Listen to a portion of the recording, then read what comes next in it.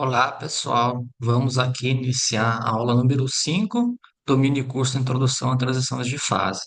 Essencialmente aqui eu vou abordar um modelo mecânico termodinâmico, que é um gás, contém tubos e pistão, e tentar fazer uma analogia com o que a gente viu nas aulas passadas.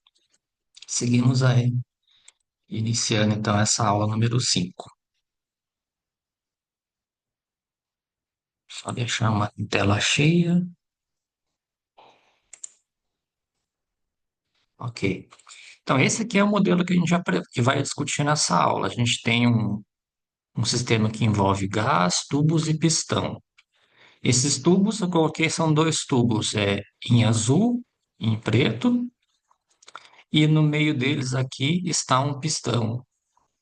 Dentro dos tubos são tubos fechados, então tem gás nesse tubo, nos dois tubos, e o que a gente vai mostrar é que dependendo da temperatura, no caso tem essa temperatura crítica TC, tá?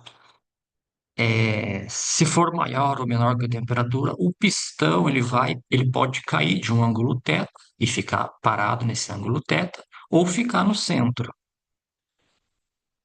bem análogo com uma espécie de quebra espontânea da simetria. Então, você teria essa situação aqui, inicialmente começa com o pistão no centro e depois vai ter uma espécie de um efeito entre a pressão do gás, o peso do pistão, e daí ele pode cair de um ângulo θ. Vamos agora descrever em maiores detalhes o que é esse sistema, né? Então, a descrição, nós temos duas regiões, tubos, elas estão separadas por um pistão, cada região possui um volume inicial V0 e contém N moléculas de um gás ideal. Então, é importante que tem N moléculas de um lado e N moléculas do outro. Inicialmente, os dois volumes é V0, então o volume total é 2V0. E ainda a questão de ser um gás ideal, satisfaz a equação de um gás ideal. Uma outra observação, o pistão ele possui massa m, portanto o peso é mg, onde g é a aceleração gravitacional. Inicialmente ele encontra-se no centro e ele pode mover para a direita ou para a esquerda sem atrito. Importante que não tenha atrito aí.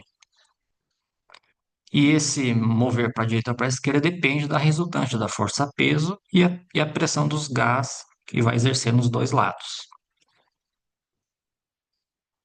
Bom, essa aqui é uma outra condição, é que com relação à restrição do tubo, inicialmente cada região tem um ângulo de mais ou menos um radiano, o raio é igual a L maiúsculo, então você tem aqui o raio L, e esse arco para cada região é igual a L, uma vez que você tem um radiano para a direita e menos um radiano para a esquerda. Ou seja, o comprimento de arco da região é igual a L para cada região. Em geral, a gente tem isso, né? O comprimento de arco é dado por L vezes θ, né? Como tem nessa figura aqui, L é o raio e L θ é o comprimento de arco. No nosso caso, é mais ou menos um radiano. Aqui é só comentando, né, que a gente tem então, passar a voltar aqui, a situação que é você inicialmente tem um pistão no centro, daí menos um radiano para a esquerda, um radiano para a direita, e o mesmo número de moléculas nos dois lados, podendo o pistão mover-se livremente para a direita ou para a esquerda. Então, um radiano, essencialmente uma quantidade adimensional, que é o comprimento de arco dividido pelo raio. Então, um radiano é um ângulo em um círculo feito por um arco com o mesmo comprimento do raio. Π radianos, 180 graus, 2 π radiano, 360. Só revisando coisas elementares aqui para a gente descrever o sistema. Continuando, né? Cada região é um tubo fechado. Isso é meio óbvio para as moléculas não saírem. Concessão de área igual a L, quer dizer, a S. Essas regiões elas estão separadas pelo pistão. Então, aqui eu fiz um exemplo, por exemplo, de um tubo cilíndrico. Então, essa aqui seria a seção de área transversal S, e no caso de um tubo retangular, também S. A gente vai mostrar que no final do dia independe do formato do tubo, ou seja, não pode, o S acaba não influenciando. Bom, evidentemente, o volume igual à área vezes o comprimento do arco, o volume que contém os tubos.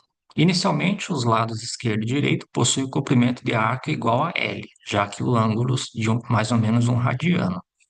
Então, como a gente tem na figura aqui, o lado esquerdo em azul, o lado direito em preto, o volume inicial é S vezes L para cada lado, então o volume total é 2V0.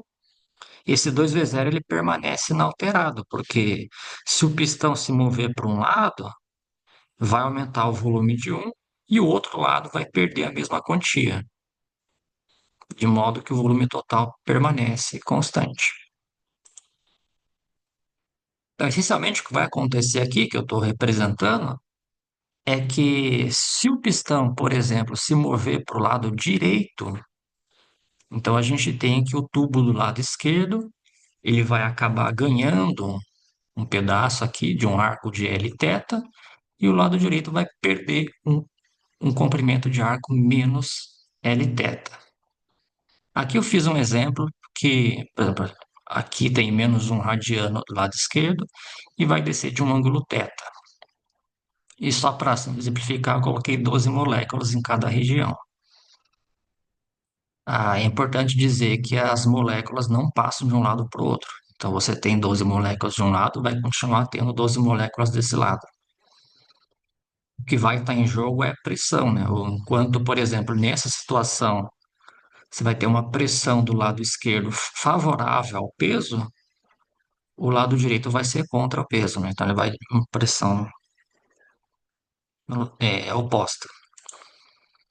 Então, vamos fazer aqui umas breves considerações para analisar o volume de cada lado.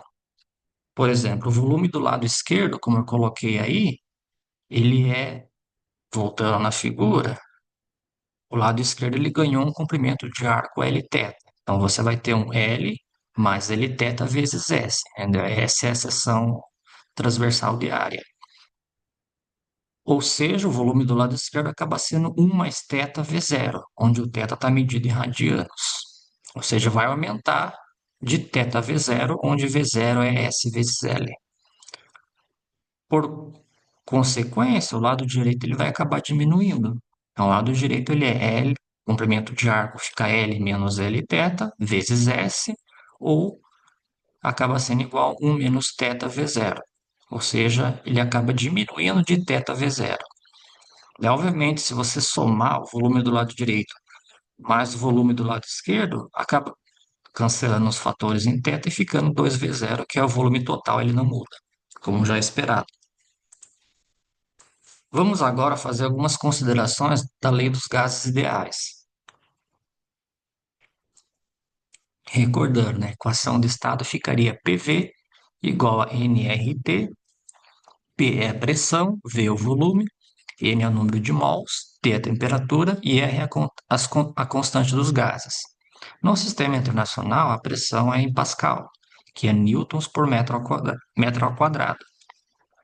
A energia em joules, então fica quilograma metro quadrado por segundo ao quadrado, lembrando da relação da energia cinética, meio de mv quadrado. E a temperatura em Kelvin. Então, se a gente faz algumas análises dimensionais, só para a gente ter noção aqui, o produto de PV é a dimensão do produto de P por V, P em Pascal, o volume é metro cúbico, substituindo a relação que Pascal é Newton por metro ao quadrado, fica Newton vezes metro. Por outro lado, Newton é quilograma, é massa vezes aceleração, que fica quilograma vezes metro por segundo ao quadrado. De modo que quando você vê a dimensão de PV, fica quilograma metro ao quadrado sobre segundo ao quadrado. Ou seja, acaba sendo joules, que é a dimensão de energia.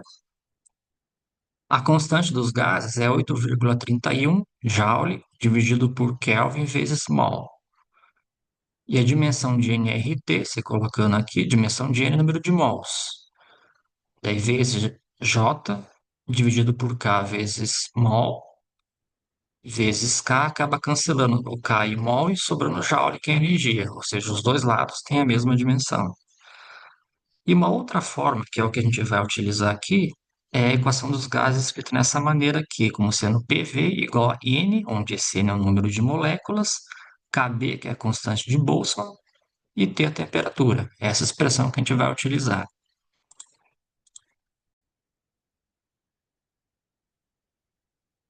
Essa aqui, então, vai ser a expressão que a gente vai utilizar, que é mais interessante a gente ter o número de moléculas, que é o caso que a gente está trabalhando. Então, de N é o número de moléculas, Kb é a constante de Boltzmann, possui esse valor aqui no SI, aproximadamente 1,38 vezes 10 a menos 23 joule por Kelvin. E aqui a gente acaba definindo a temperatura crítica que eu coloquei no primeiro slide, né? No segundo, na verdade. Que a temperatura crítica acaba sendo uma combinação dessas constantes. A massa do pistão, a aceleração gravitacional, o comprimento de arco de cada lado, 2N, que é o número de moléculas total, e Kb, que é a constante de Boltzmann. Eu não estou deduzindo, é possível deduzir isso? Sim, é possível, utilizando a mecânica estatística tal. Aqui a gente apenas checa que de fato essa quantidade tem, por análise dimensional, de MGL e NKB, o N não tem dimensão, então fica MGL sobre KB. Colocando M tem quilograma, G é a aceleração, metro por segundo ao quadrado, comprimento de arco, metro, e constante de Boltzmann, Joule por Kelvin. Cancela tudo, lembrando que Joule é quilograma, metro quadrado, segundo ao quadrado, sobra só Kelvin. Então, de fato, essa quantidade aqui, ela tem dimensão de temperatura. Mais para frente, a gente pode até justificar o porquê definir isso daqui. Vai ficar mais claro que acaba sendo a temperatura crítica. Mas antes, vamos aqui fazer uma análise de leis da força, né, sobre o pistão. A gente tem que, se por exemplo o pistão cair de um ângulo θ, você tem a direção radial, a direção do raio, e a direção tangencial perpendicular. Ou colocando nesses triângulos aqui, fazendo semelhanças de triângulo, a gente tem que a direção radial com a força peso faz um, faz um ângulo θ, o mesmo ângulo θ que o pistão caiu. Ou nesse triângulo aqui, onde eu decompus a força peso radial e peso tangencial, que fica esse triângulo na soma de forças, a gente tem então que o seno de θ é igual a peso na direção tangencial dividido por mg, ou, por consequência, o peso na componente tangencial da força-peso é mg seno θ. E lembrando que a pressão é igual a força dividido pela área, a gente tem então que se o pistão cair para o lado direito, a força exercida sobre o pistão é igual a mg seno θ, que é a força tangencial, menos a pressão do lado direito vezes a área. Lembrando que se ele cai para o lado direito, a tendência é o lado direito se opor a esse movimento, enquanto que o lado esquerdo vai a favor. Por isso, um sinal de mais para o lado esquerdo e menos para o lado direito. Ou seja, a pressão do lado direito oposta à força-peso e a esquerda a favor. E lembrando da lei dos gases ideais, a gente tem que PV N KBT vezes T, ou isolando a pressão, que a gente tem a pressão do lado direito, a pressão do lado esquerdo, a gente pode isolar a pressão na aplicação das forças. Mas vamos antes analisar qual é a pressão de cada lado. Por exemplo, a pressão do lado direito fica NKBT dividido pelo volume do lado direito, que a gente já mostrou que o volume do lado direito é 1 menos θ vezes V0. Analogamente, a gente tem que a pressão do lado esquerdo é NKBT sobre V do volume do lado esquerdo, fica 1 NKBT, 1 mais θ vezes V0. A gente assume que cada lado tem N moléculas, isso é importante, tem essa simetria, né? No mesmo número de moléculas de cada lado. E também é importante dizer que o sistema encontra-se em equilíbrio térmico, ou seja, a temperatura é igual para os dois lados. Daí, simplesmente substituindo essas expressões da pressão do lado esquerdo e a pressão do lado direito na lei de forças, na lei de forças, a gente chega nessa expressão aqui, força tangencial é mg seno θ menos nkbt vezes a área, dividido por 1 menos θv0, mais a outra expressão, nkbt vezes S dividido por 1 mais θv0. E aqui vem aquela afirmação, né? Como S igual a V, quer dizer, o V0 é SL, então S dividido por V0 acaba cancelando a área e fica só 1 sobre L. Então, de fato, a expressão da força tangencial acaba não dependendo da área, depende só do comprimento de arco. E fica essa expressão aqui, né? F de θ é mg seno θ menos nkbt sobre L, colocando em evidência o termo, né? Fica 1 dividido por 1 menos θ, menos 1 mais θ.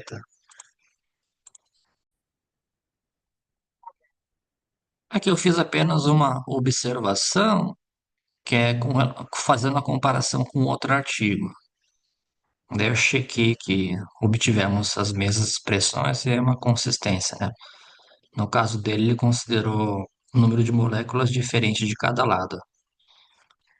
E daí aqui fica, se você faz alfa igual a 1 e R igual a NKB, obtém-se as mesmas expressões. Depois eu vou citar esse artigo mais para frente no último slide.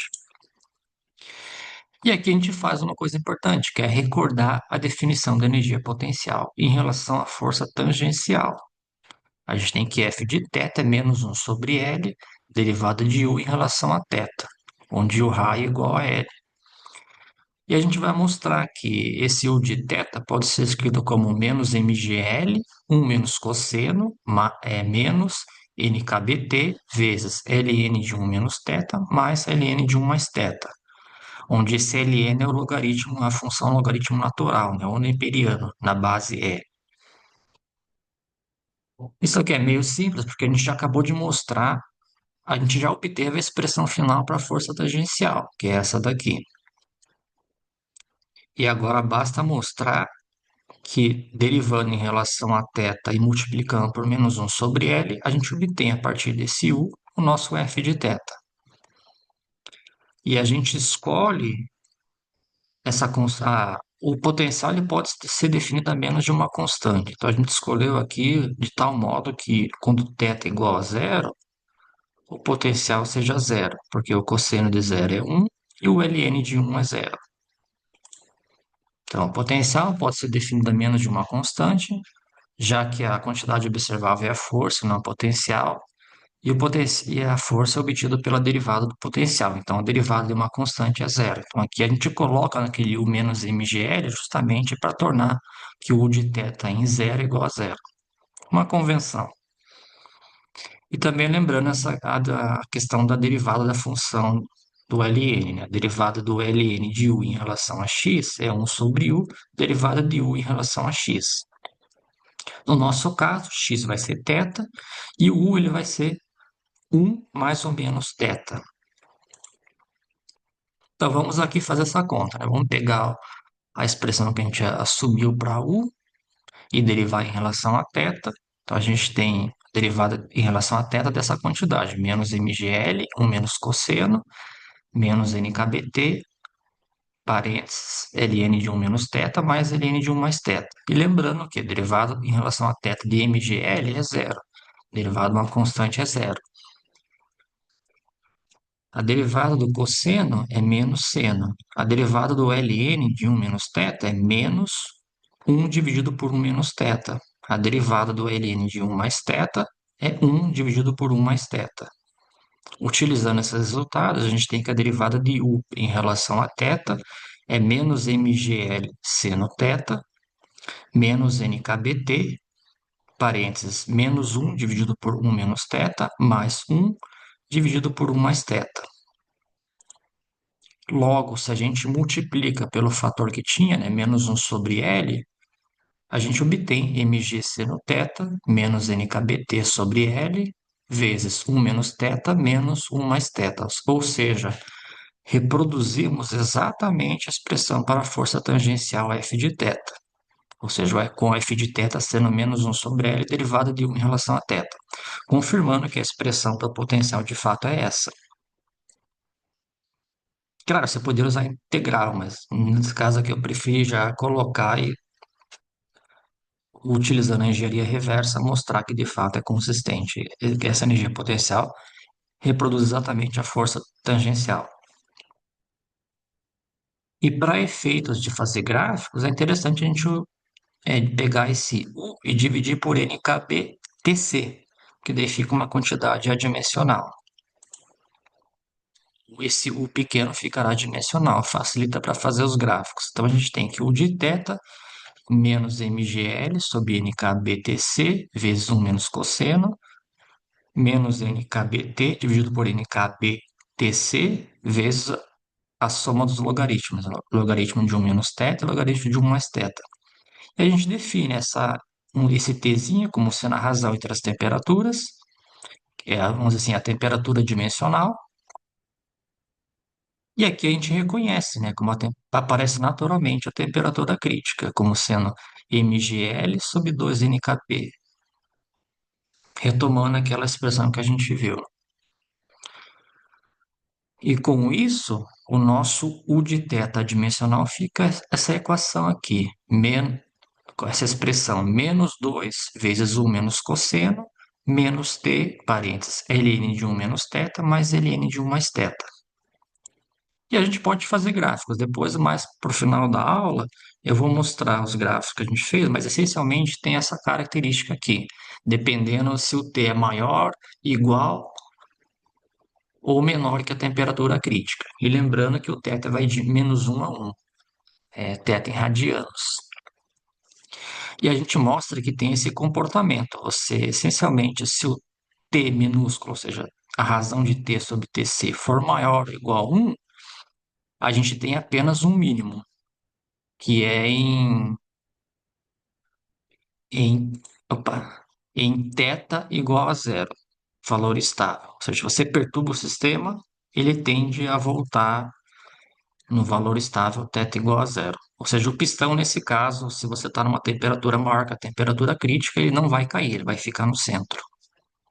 Então, essa é a primeira solução para U. A segunda, ela acontece quando você está numa temperatura menor que a temperatura crítica, ou seja, Tzinho menor do que 1.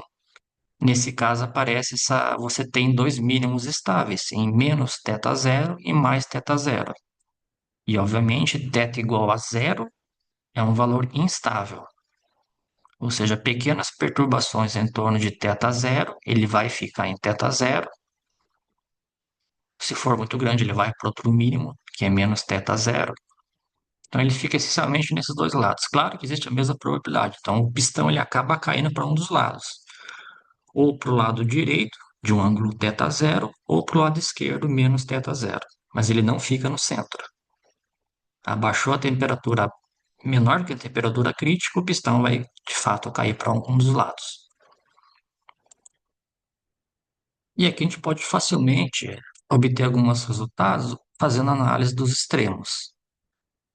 Colocando a condição de que a derivada de U em relação a θ é igual a zero, a gente calcula a expressão, né? A gente sabe que U é menos 2 vezes 1 menos cosseno menos t, a soma dos logaritmos.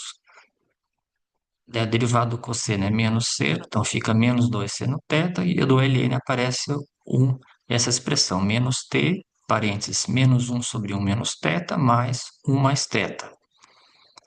Portanto, simplificando o que está entre parênteses aqui, a gente obtém menos 2 seno θ mais 2t θ dividido por 1 menos θ ao quadrado. Ou seja, a condição de extremo nos diz que seno de θ vezes 1 menos θ ao quadrado igual a t θ. Obviamente que a primeira solução é trivial, que é o θ1 igual a zero, é a solução, já que seno de zero é zero e o outro lado é linear em θ, então θ igual a zero é uma solução. No entanto, é um pouquinho complicado você obter a solução não trivial, né, de θ0 diferente de zero, que você, a princípio, teria que resolver algebricamente essa equação aqui, né, seno de θ0 vezes 1 menos θ0 ao quadrado igual a t θ0. Talvez seja até possível resolver numericamente, mas eu acabei evitando fazer essa análise. Pelos gráficos fica até mais simples. Mas a gente pode tirar alguns resultados quando você faz ângulos pequenos, que daí você aproxima seno de θ zero é aproximadamente θ zero, aqui desprezando termos cúbicos em θ zero. Se a gente faz essa aproximação de ângulos pequenos, a equação fica mais simples, né? O seno de θ vezes 1 menos θ ao quadrado igual a t θ zero fica essencialmente linear e θ, daí acaba se cancelando. Claro, a gente assumiu que o θ zero é diferente de zero, e aí você obtém que o θ zero fica aproximadamente mais ou menos a raiz quadrada de 1 menos t. E aqui fica claro que essa condição ela é válida para t menor do que 1, que daí o que está na raiz quadrada é positivo e o ângulo θ zero ficaria real. Ou equivalentemente, né, se o t minúsculo é menor do que 1, a temperatura é menor que a temperatura crítica, que concorda com o gráfico que a gente mostrou, né, que de fato, quando você está abaixo da temperatura crítica, o pistão cai para um dos lados.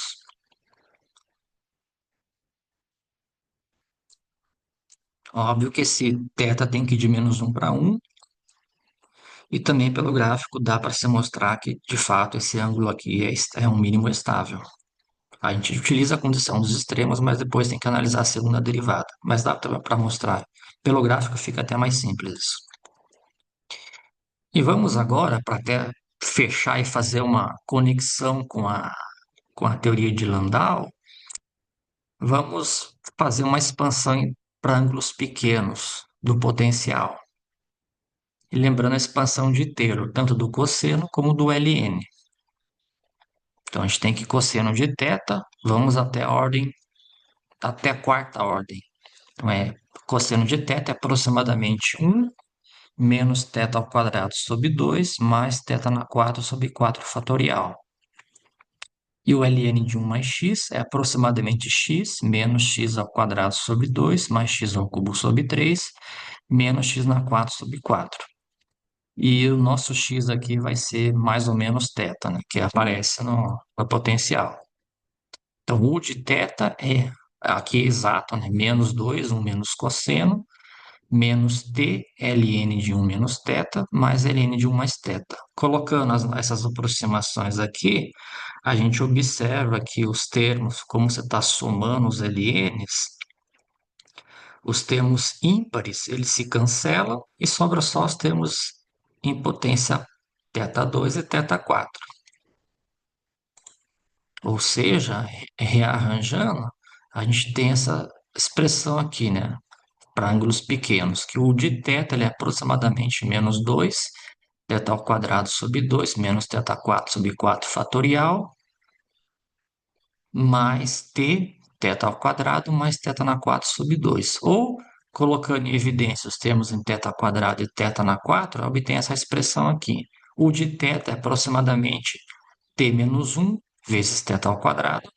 Então, note que esse termo ele pode mudar de sinal, né? Se o t for maior do que 1, ele é positivo. Se for menor do que 1, negativo. E o outro termo em θ4 fica t sobre 2 mais 1 sobre 12, θ na 4. É sempre positivo.